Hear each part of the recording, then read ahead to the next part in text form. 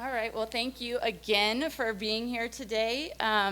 So I'm going to talk a little bit about what we do and what my vision is with this. So a little bit of background about me. I was a high school teacher, so I've taught high school classes. I worked as an EMT basic. I started at the college in the EMS program, working in their instruction with EMT basic students. And I've also taught, for most of my time at the college, I was in the biology department teaching human anatomy and physiology, cadaver-based human anatomy and physiology. And so I just moved into the role of Director of Health Sciences and CTE at Great Falls College. And I'm also married to a fireman. So I've got lots of different perspectives on EMS, the pros and cons of how it's been delivered in the past, what our current situation is in the state of Montana as far as access and opportunity to programs. And so I will tell you right up front, I am very, very passionate about finding solutions for providing access and opportunity. And with that, I was part of, we did an accelerated paramedic program as a customized training for the Great Falls Fire and Rescue Department. And I was a part of that, teaching a customized anatomy and physiology course specifically to address the needs that paramedics would need to know instead of just a general anatomy and physiology class, because there's things that are definitely more important in practice when we look at treating and moving forward. So at Great Falls College, our mission is to provide high-quality educational experiences, supporting student success and meeting the needs of our community. And over, we're hearing again about the shortage, right, of students, or rather prepared professionals, whether it be in the EMS world, whether it's in industry and welding and trades, whether it's in business. I mean, it's just it's just a national shortage of training. And a unique situation that we've got going on in Montana, right, is distance to everything. And so it's a different challenge as far as accessing resources and training. So Great Falls College is its own standalone two-year college under MSU. There are other embedded two-year colleges under Montana State. Gallatin College is embedded in Bozeman. City College is embedded in Billings, and then MSU Northern offers 2- and 4-year degrees. So what we have done is at Great Falls College, we have a wide variety of offerings. We have several health science programs. We have a surge tech. We have a respiratory therapy. We have nursing, dental, paramedic. We have cybersecurity, trades, welding. So we're doing lots of different things to help meet needs. And several of our programs, specifically our surge tech and our respiratory therapy, are offered at satellite locations and or online. So there's a combination, so students aren't having to travel to Great Falls necessarily to participate in those programs. We have several partnerships with industry and other colleges. And as far as education goes, this is not a representation of what Great Falls College thinks, but I've been in education for 20 years, you guys, so this is my feeling. The pandemic made us get really creative with how to deliver high quality instruction. And with that were a lot of bumps and bruises, learning experiences and whatnot, but I don't foresee education ever going back to the way it was with everybody needing to come into a brick and mortar building on a regular basis, 3 or 4 days a week to do the training that they need to do. There's technologies out there. There are a lot of resources and additional trainings that we can do to push education out to a broader audience in remote locations. And that's one of the things we have started to do really well at Great Falls College. Currently, we have lots of different options for students. We partner with Great Falls Public Schools and several other state schools, high schools, and offer dual enrollment classes. I'm going to talk about that. We also are partnering with Accelerate Montana. This is some funding that came from the governor's office that's actually housed in Missoula for specifically workforce development. And then within the Montana State University system, we have what's called the One MSU Network, where we partner as colleges that have different programs. So for example, we have the accredited paramedic program. We're working with Gallatin College to help partner with them so they can offer some things in their region and whatnot. So that's always an option as well. And we're always looking for other partnerships, so that's why I put your logo could be here. All right, so when we look at our EMT basic class, currently right now we're doing dual enrollment. We also offer it as a college course at the college. So students can choose to take the EMT basic course within their high school. So at CMR in Great Falls, there are high school students taking the EMT basic course over the course of a year. And then when they're 18, then they'll be eligible to take the National Registry exam. There are also students from other places who have traveled to Great Falls on a regular basis and taken the EMT basic course in person at the college from our college instructors. Yes? At the high school there, it's daily. They have it set up in there. Yep. So that's how we offer the EMT basic and the dual enrollment, or in that pathway.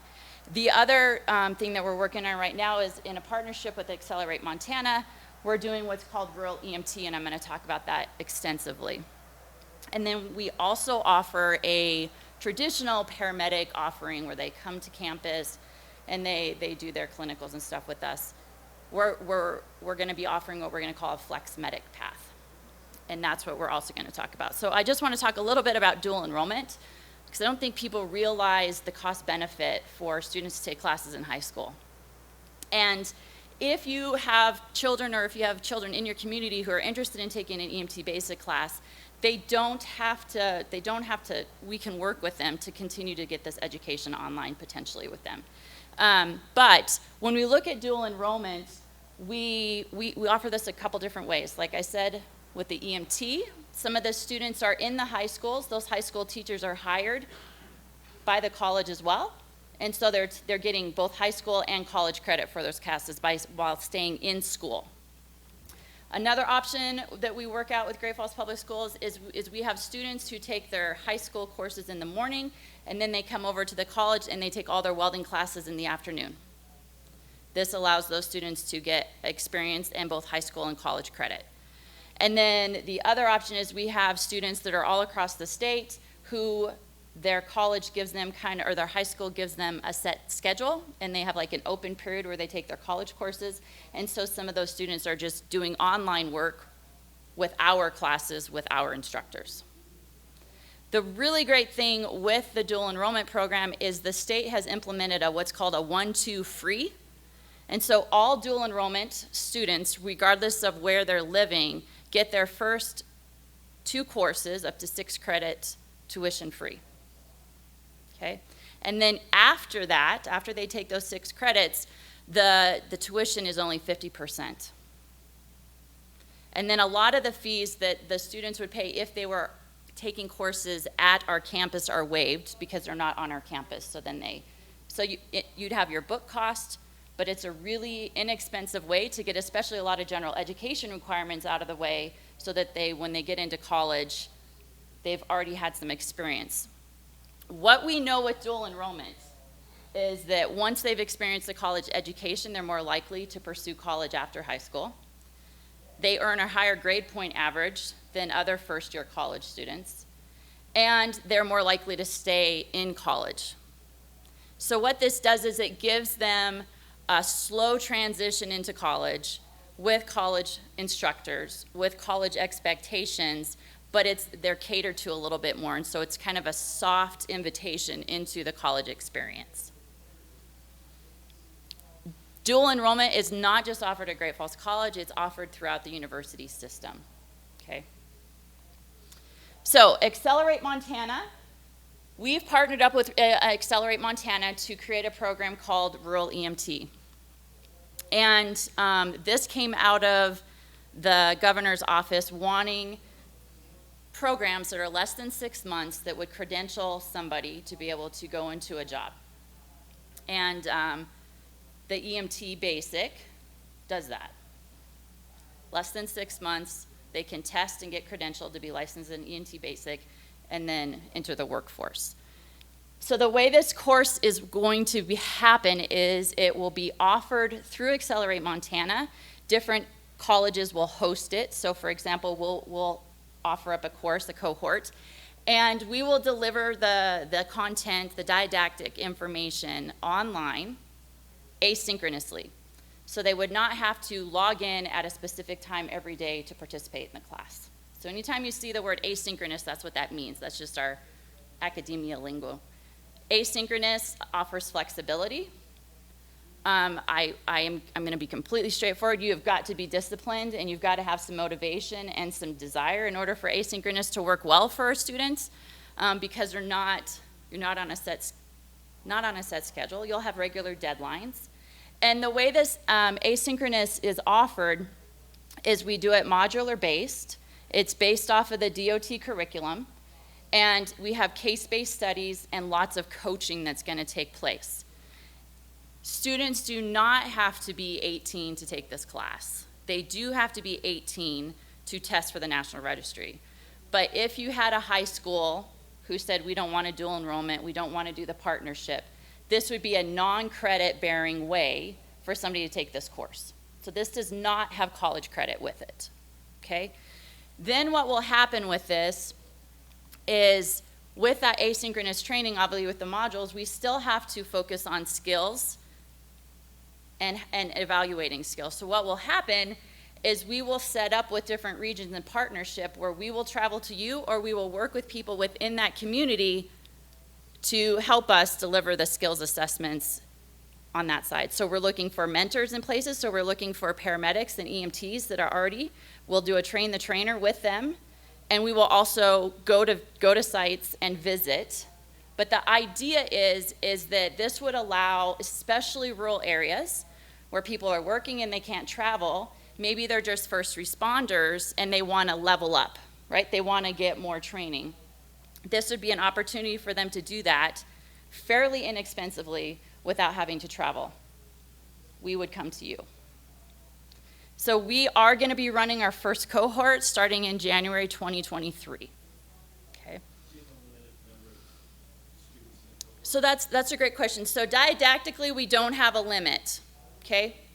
So we can have as many people doing the online modules at a time. What we run into is if we have more than 6 people in a region, right, because it's a 1-to-6 ratio for skills and lab, then we would just bring somebody else with us, or we'd ask for another person to help with that. But what this really is us working together in partnership to help level up skills, get people what they need, and help to fill that need within the workforce. Any questions about this? It's just a good idea for a good opportunity for departments in those regions. Now you're looking at prospects for hiring. You possibly help with the internship with them, or you help develop their skills, test their skills. So it's a good way to get a close look at it.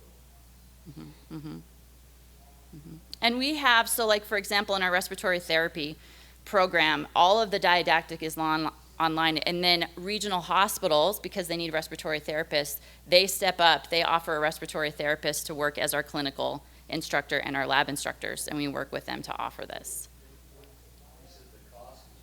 The cost for this would be about $1,000 is what we're looking at, give or take, and there could be more funding that would be available in the form of scholarships through the state to make sure that we're getting needs met, especially in rural areas.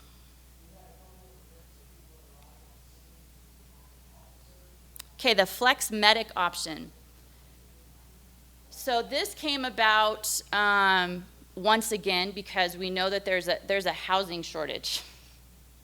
It is really hard to get housing for students, even in Great Falls, Montana. There's no housing. So we have seats in programs that we can't fill because right now, with the way some of the programs are set up, they have to be on campus, okay? So this is a way to get creative about how we're offering these courses. So that's why we're calling this the Flex Medic option.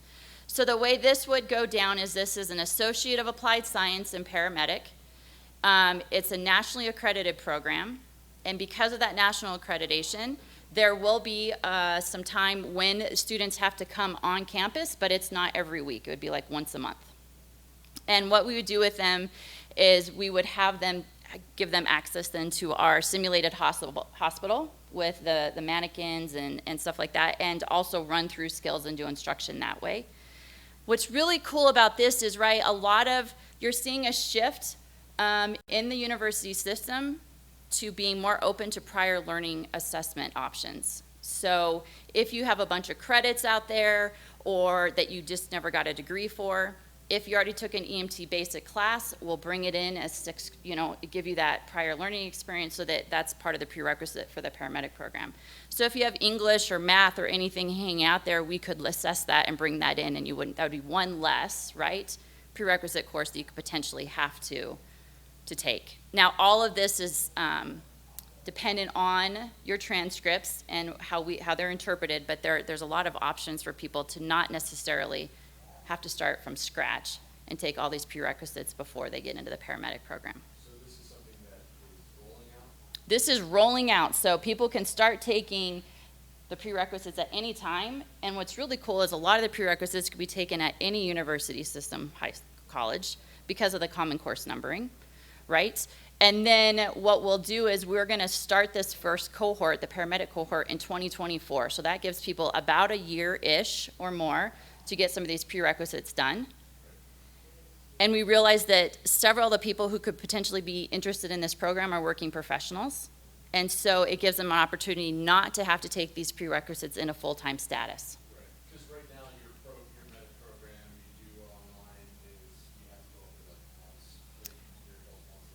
like once. Sometimes it's more than once a week, depending on the. So right now, thank you for bringing that up. Right now, we do what's called high flex, and so students can come to campus to take the course. They can log in via WebEx and be live with the course instructor synchronously, or then they have the recording of that class.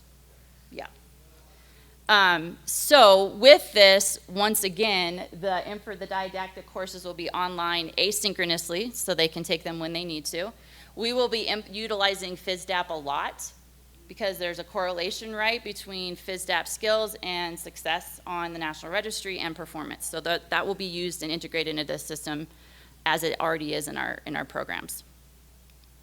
What we have set up is we've set up a modular-based kind of system where they would come one weekend a month to do their lab skills. And this is because we're a nationally accredited program. They have to come onto our campus. Otherwise, we have to go through the whole process of setting up satellite sites, and that is a nightmare of having to, because we want to be able to do this all over. So if we don't bring you to campus, we can't set up satellite sites all over the state of Montana, okay? And so we would also then work with you to set up clinicals within your region. But we do know, right, because of the way the National Registry is and the way the accreditation is, there's a certain number of skills and types of calls you have to have access to. And so we realize that in some regions there's just really low call volume, so it's going to take a long time to get that experience. And so if doing the clinicals locally isn't the best option for you, we can set up clinical rotations in Great Falls for those students and rotate them around to get that access to some calls. This is where I also think we could work together as a community, I mean community as in state, allowing people to rotate throughout different stations and do some stuff so they can get access to more calls as well. So like I said, this first cohort will start in 2024 is when we'll take applications. And at no time throughout that, we tried to keep the didactic part down to about 6 credits each semester, 6 credits worth of didactic, and then you've got your clinical and your labs. And that's what takes the time, right? The clinical time and the lab time. Yes? The cost for this is about $13,000, $13,000 to $14,000. And right now, people are flying out of state for training, which is much more expensive to do, to allow some flexibility for them, right?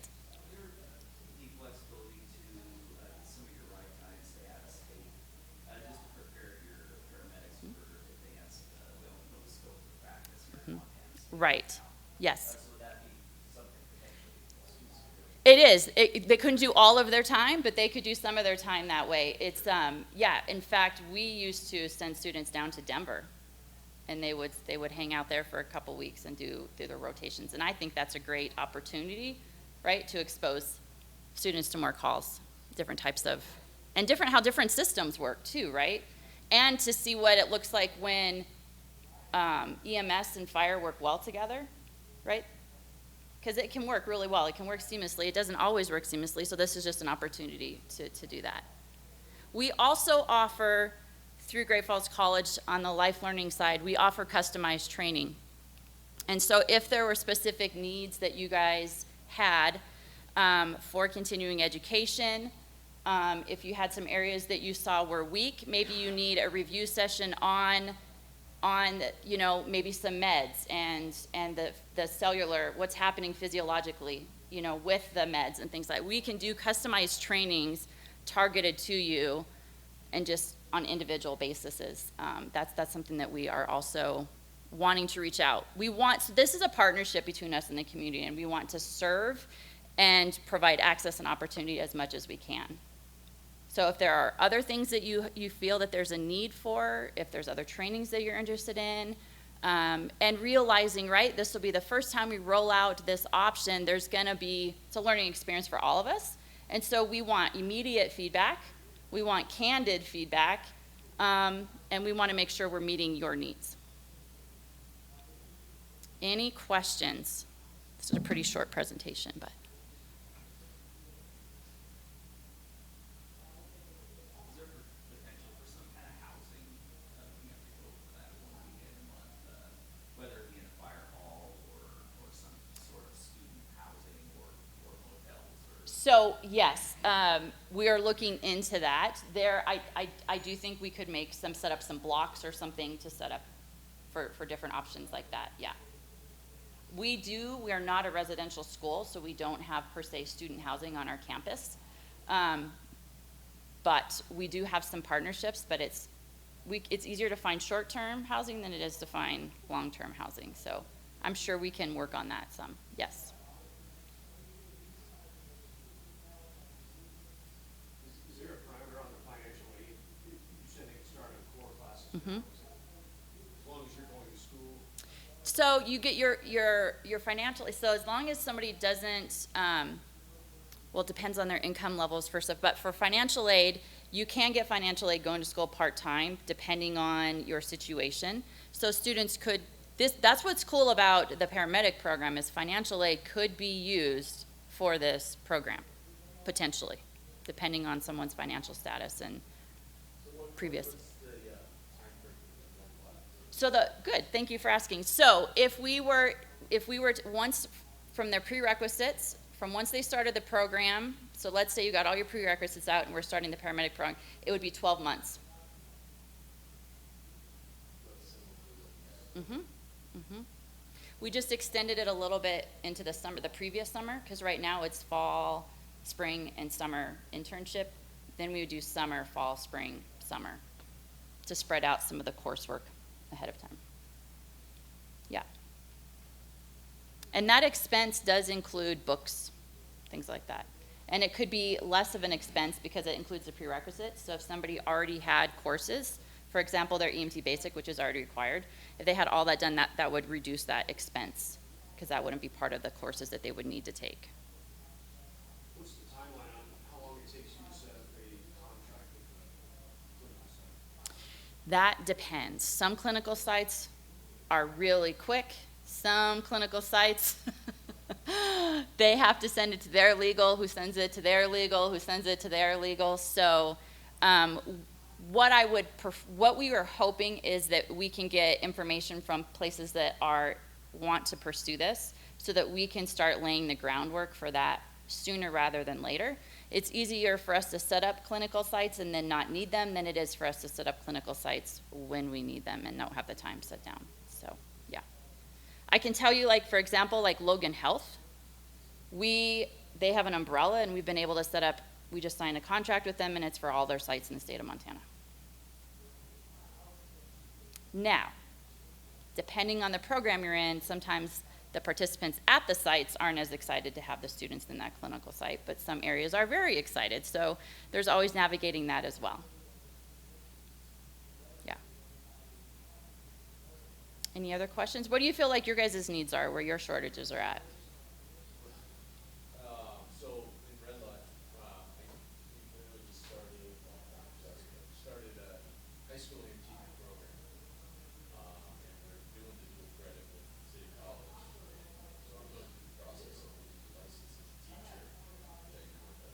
Yep. So we've got the high school program that we're working on, and then we have the evening EMT class for adults. Mhm. So, right now, we have a recruitment retention grant for the fire department. We're using that to cover the cost of the classes. And so, I think there is, I see there's like two kind of groups of people that want to take EMT classes. You have those that want to just get through it, and those that want to do it over a certain amount of time. And that's where I think it's super valuable, because like, if you want to get through it, you can. Mhm. And so, yeah, it's great on the ocean, and about 6 months ago. Yeah. Yeah.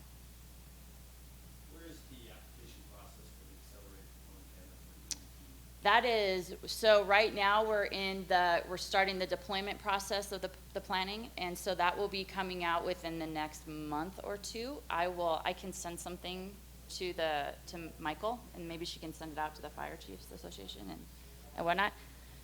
Yeah, and I also have a table in the vendor section in the corner, so if you, my business cards and I also have, there's some handouts that I didn't put on the table that are more specific about the courses and how we're laying them out, or would potentially lay them out. So feel free to come grab those from me over there. Yeah. Any other comments, questions, suggestions? You guys are really quiet. This would go along with any program you guys do that involves a clinical side as far as shot records, all that kind of stuff. Yep, each clinical site has their own requirements. Some are really loose, and others are really strict. So depending on the clinical site, we would work with that. Yeah. Some of them will accept a waiver, right? Say I'm not getting vaccinated, and others say, well, you're not entering if you don't have the vaccination. So that has gotten a lot more detailed in the last 2 years, for sure. Yeah. All right, well, thank you for your time. I appreciate you coming today, and if you ever have any suggestions or comments, or please reach out.